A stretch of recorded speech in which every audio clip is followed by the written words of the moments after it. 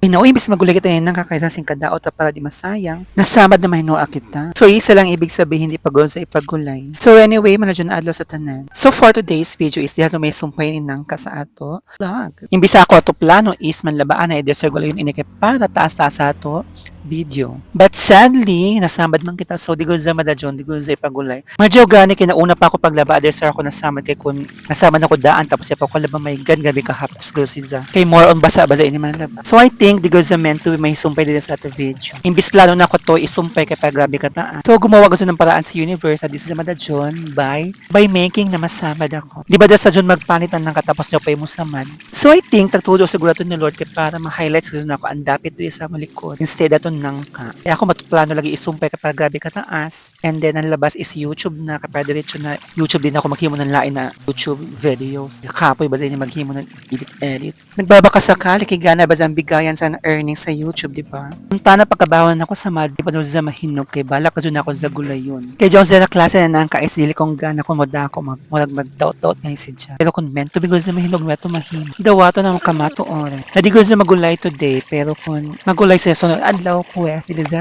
right timing today. Okay lang kaya tumamasay ng kasama bukid kung di lagi sa makawat. Pero kung makawat meant to be ito sa kawatan na isa tumasudan.